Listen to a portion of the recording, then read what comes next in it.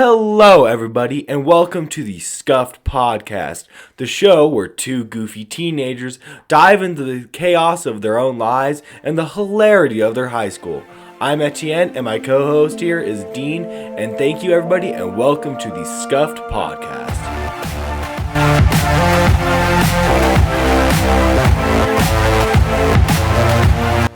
Happy New Year's, everybody, and I want to thank everyone for being here today.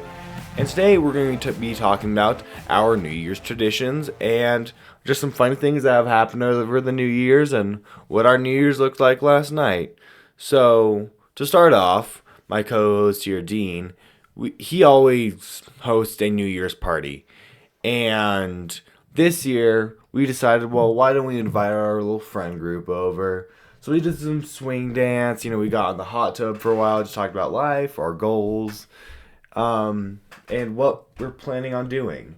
But I think I would like to give it to Dean, and he can maybe talk more about the traditions and the overall party itself. Yeah, so it's a party that my parents have hosted every year. My dad says that it's his favorite holiday because you get to celebrate the past year and the accomplishments or the bad things and how the bad things have grown you that year. It's been, the parties are always a lot of fun. I got a video that explains it pretty well, but I remember it's basically a speech that he gives every year of just, we're glad that you are here. We started this party because we just wanted our friends and our kids to have something to look back on and just something memorable that they can talk about for years to come. And I guess the purpose is now being served because it's now in a podcast. But it's pretty much, the food there is people bring a ton of food. My dad makes on his side the very famous wontons, which if you don't know what there are, it's pretty much just like small small fried bread with like meat, pepper, some onions inside. It's pretty good. My mom makes her famous shrimp cocktail, and my dad adds his infamous red pill, which if you don't know the Matrix reference there, go look it up. And it's always a lot of fun, I think. Last night, dude, as I told my Etty here last night, last night was like one of the best nights of my life. It was a lot of fun, just a lot of good memories. Watched fireworks midnight. Yeah, you can just share the finer details of the party. So, part of Dean's dad tradition is we celebrate New Year's at 8 o'clock. Newfoundland New Year's. Yes, because in Newfoundland, which is just a random place, and I always think it's funny why he chose such a random place, but it's at 8 o'clock here, and so it's early for everyone, so you can celebrate New Year's, at a reasonable hour.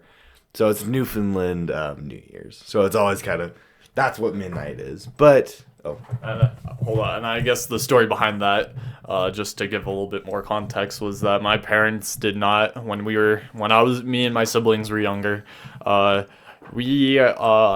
did not want small children staying up until midnight, and they thought the fun way to do that was to rename the new year that was actually happening, but it wasn't in our time zone, it was happening in a different one, and it was just, and that's kind of just been tradition now. You get some cider, you toast. It's just a lot of fun. I got several comments from our friend group saying it was cute. It's always a fun New Year's thing. So last night so typically I'm always over here for New Year's when I can. But typically it's just kind of Dean and I sit in the basement watching TV or playing video games.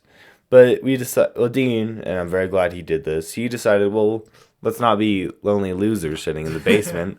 Why don't we socialize on New Year's? Woman, Yay! So we set up a little dance floor in the basement, which was a lot of fun. Um, as I mentioned, we all do swing. It was kind of funny because when Dean and I were setting up the dance floor, we haven't done swing in a while just because we haven't really had the opportunity to. And Dean and I were like, well, wait, how do you swing again? I mean, it came back like that. It's muscle memory at this point, but it was funny to just think about all that. But we also got in Dean's hot tub, and we were in there for a long time. We were there for a solid hour. At least. And it was just fun just talking about what are our goals for the upcoming year since, we are seniors, and it's kind of a big transition for us. It's our graduating year now. And what do we want to do? What are our goals in life? And I think it's really interesting and just I like Dean's dad. I think it's one of my favorite holidays because you're able to reflect on your year. What are you proud of? What do you want to change? And what do you want to do? How do you want to change the upcoming year? And it's just such a fun time. But I also think there's some sort of really special connection during the New Year's because with our friends, you're able to really see, okay, what do they value in life? When you ask them what is their goal, then you get to see what are they treasuring right now? What is their goal in life? I think that's something truly special. Then at midnight we went out to go watch fireworks, which was a lot of fun. And this year we found out that if you play Lavender Haze by Taylor Swift at 11:59:56, That was all over the internet. So we decided to do that, so that was kind of fun. But it's always so fun to just stand out there and really realize what were you happy and reflect on your entire year, because it may seem short, but it's a long time. And I think it's truly a magical time. Yeah, I think midnight was probably the best part of that entire night. Kind of stereotypical New Year's, but just like enjoying the moment with all of you of just seeing the fireworks on the mountains that we live nearby, and just it was a really beautiful night. We do get snow here, so like you could see like the snow like reflected off of the lights coming from the fireworks, and it was just, oh man, just like I said, just one of the best nights I've ever had.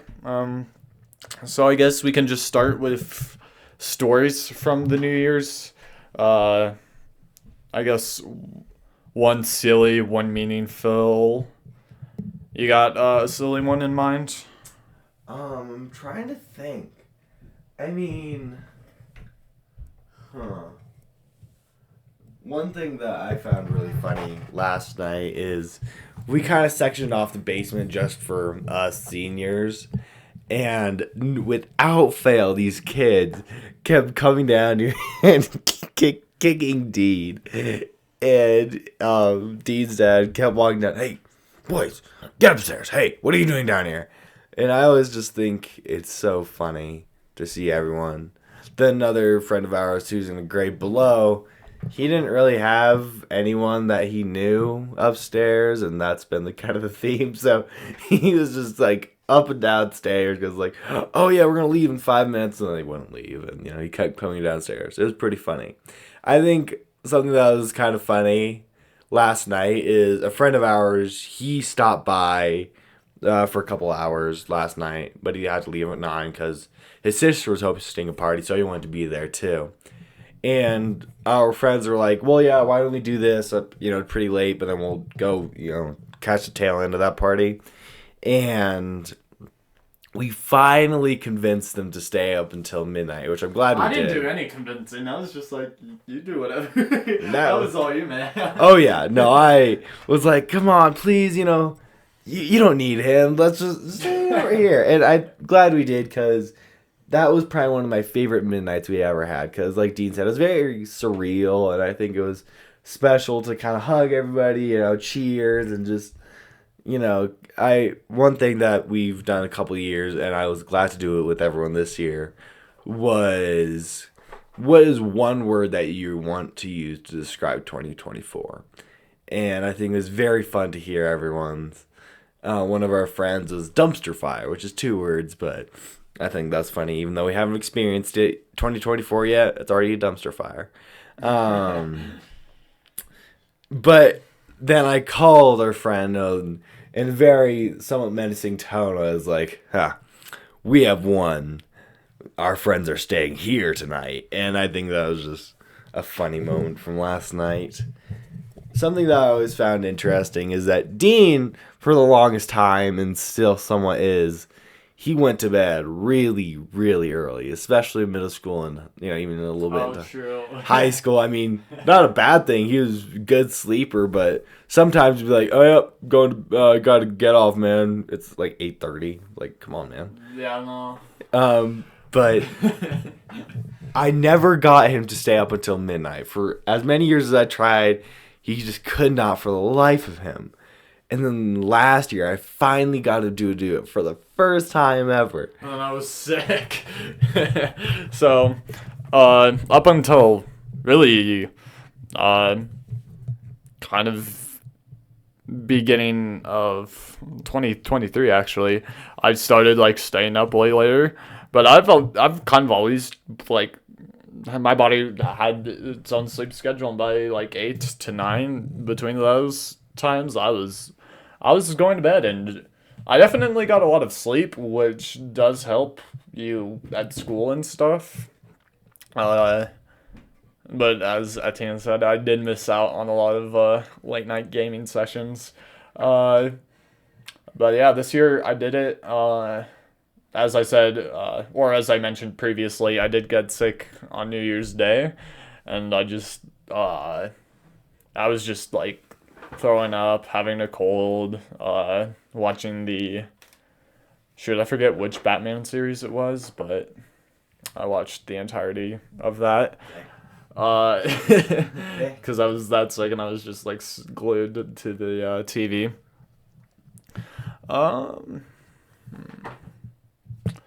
Let's see here. And then, yeah, this year I'm not feeling sick. Definitely a little bit tired, but nothing a little coffee doesn't fix. Yeah, so we were up until probably like 1 last night. I didn't wake up until, I don't know, about an hour and a half ago, so 10. So that was pretty fun. Hour and a half ago. Oh, yeah. Yeah. I think something to not really throw Dean under the bus here, but I think something that I found really sweet and I really appreciated talking to Dean this year about New Year's is last year first night he stayed up until midnight, and I was like, we had a pretty good conversation downstairs, and we're like, what are our goals for this year? We're juniors, about to go into senior year. What is our goal? And Dean said he wants to get a girlfriend. Dean, would you like to inform them on how that went? I'm single, baby. Woo! He still has not had a girlfriend. But I think it was really sweet, and he really did some self-reflection, and he said that, yes, I didn't get a girlfriend this year, which, from my experience, isn't the worst thing in the world. That's probably another story for another day. Another story for another day. But he said that he was glad because, yes, he may have not gotten a girlfriend, but he has solidified such good friends. And I think I have to say that in a similar light because for a while, I mean, the whole entire premise is Dean and I have been friends for 7 years now. And it's always been kind of him and I. Like, we've had a couple other friends here and there and, somewhat just acquaintances. But it's always been Dean and I. And then finally, we branched out. And now we have a solid friend group of like 6 more people now. And, they're all very close with us now. And I think it's kind of forced me to socialize more, which has been good because now I'm good and love socializing. And it's forced us to really, because Dean and I know each other so well. It's fun. It's to the point where it's like, oh, have I told you this story? Oh, yeah, you've told me that twice. It's like, oh. Makes sense. Even though there's some things that Dean's mom reveals about Dean, and it's always hilarious, And it's even minor stuff, but it's always funny to hear. Um, trying to think. So, we want to do a sentimental story, yes? I mean, I had a funny story. Oh yeah, go for it. So we were kind of just yapping, and I think that's just because we're a wee little bit tired. Yeah. But kind of just go a little bit off script. But for my funny story this year was, I guess I haven't revealed this on the podcast yet, but I do work at a Chick-fil-A, as any stereotypical teenager does. And so I guess at my particular branch, the meal limit is like 10.56, 11.56 for your meal. And so that definitely gets you creative with how to do it. But I think I just went with like a sandwich and a medium mac and cheese, and that was it. And my co-host here, Etty, called me with his now ex-girlfriend. And I think he knows which story I'm referring to. Yep. And so I'm just chilling. I'm about to be eating. It's kind of been a long day. I remember it was a pretty busy shift as well.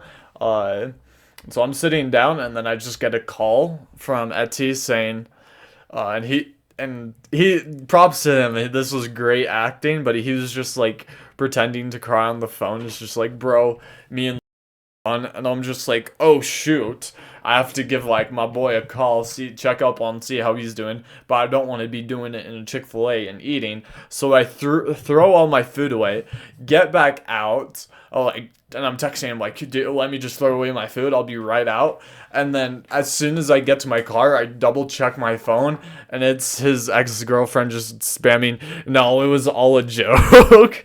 And then on the car ride back, I just called them, and I was so annoyed, dude. It was so annoying right then and there, but looking back, it was actually pretty funny.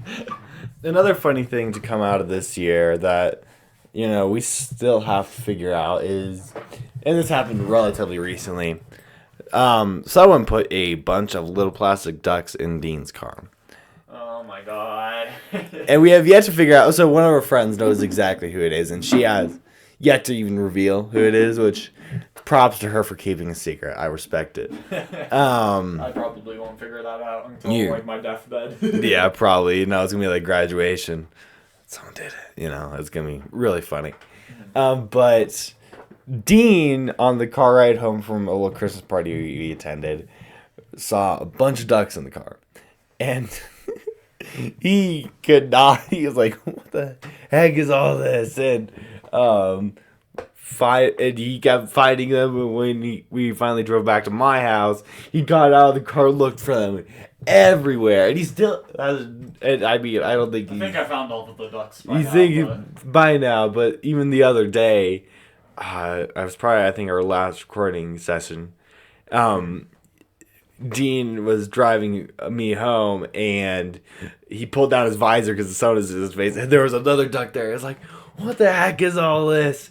I thought I got rid of all these ducks, and he thinks he found all of them. And I guess you have yet to see, but it's just. Yet to see, but I think I found all of them. I think that's, another just funny thing to come out of the year. Alright. Sentimental story? Well, I'm thinking about sharing the one I told you last night, but I'm curious. Nah. I'll think of a different one. No, what was it? The one where our friend came back from her big summer vacation. Oh. Yeah. I mean, you could probably tell that one. That's not bad. I mean, I'm trying to think. So. I mean, I can abbreviate. Abbreviate some things. Yeah. If you got the sentimental story right now, you can go. I mean, I guess there's nothing in particular. I think something that has been really beneficial about this year and something that I've really enjoyed is I've been able to take a step back, look at past relationships, look at friendships, and really figure out, okay, what is truly important to me in this life? What do I want to accomplish? What Obviously I'm young, so I'm sure that's going to change in a couple of years, but who knows? Right now, what do I want to do? And I think having this friend group, and especially having Dean, who's practically a brother at this point, um, it's really been able to like take a step back and realize, well, what's important to me right now is making memories with the people that I love. And so now it's been just a big thing of like, well, I'm trying to spend as much time as I can with these people. And I think one of the biggest moments was waking up from my coma, which is at the, kind of beginning of last year or this year. Yeah. Um, Damn, bro. and I remember, I wasn't in a coma for long. It was only, I think, like, officially my coma was only like 12, 14 hours, but I was asleep for about 24. And I remember when I finally woke up, and I was like tubed up and everything, and, crying, trying to figure out what was going on. But I remember finally being able to text people like, "Hey, I'm awake." And I remember I called a couple people, and I think that was like a true showing of like, well, what is truly important to me. And I think seeing that, me crying, calling my friends, and seeing what everyone's, doing. And I think that was truly just a sign that I try to think about all the time now is your life can be taken away at any moment. What can you do in the here and now to optimize it and have the best time you can? Yeah, that's a really good one. I remember seeing you, like, maybe 24 hours, like, you had, like, visitors, like, able to come in that time period. That was a cool moment. Uh, I guess the story we were talking about earlier was we both have a very friend that is both dear to us, uh, and she was gone for like 2 months, and I don't know. I'd gotten really close to her as friends throughout the time before she left in our junior year, as well as kind of everybody in our friend group. Uh, but I guess to open up a little bit, this summer uh, or not this summer, but last summer, I had dealt with some pretty intense mental health stuff, including anxiety and like some depression. And I had talked to people, I had prayed about it so many times. And I definitely did some pretty dumb stuff to try and relieve the pain and just missing my friends and just not socializing, kind of just being my introverted self and not really wanting to get out as much. And I think when she had come back and it was like school, and when she walked through our main entrance at Bugatti, and she had hugged one of our teachers, turned in her phone, and then me, Etty, and one of our other friends uh, were there, and she gave me like the biggest hug and just every emotion of just conquering like my mental health issues, the pain I went through to get to that point, and uh, yeah, it was definitely just like it was just very nice, and just like every emotion just hit me in that moment. And yeah, this year has definitely been, I wouldn't say, I feel like it's probably been the best year, just high school wise, and just for me growing spiritually, mentally, physically. Uh, it's been a really good year. Um, you got any closing notes, Etty? I guess this is just kind of something to look at, for the viewers as, New Year's. I'm sure you'll all do this, but really, I think something so special about this is look at your year last year. Look at 2023. What was good about it? Do that again. What can you improve? Try that. And I actually saw this today. One of the psychologists have dreamed the reason that so many New Year's resolution goals fall out is they're too big. So I encourage you all, if you haven't made a resolution, make a smaller resolution. And also, it doesn't have to be in the New Year's that you make a resolution. Do it at any point. Improve yourself, improve your life. Every single day. Every single day. And make every single day count. And I suppose that is all I have to say for this lovely, beautiful New Year's Day. I hope everyone has a great New Year's, a great start to the 2024, and we'll see you in the next one. Thank you, everybody, for listening to today's episode. We have socials linked in our Spotify bio. If you have any questions, please feel free to send them, and we'll discuss them in the next one. See you guys.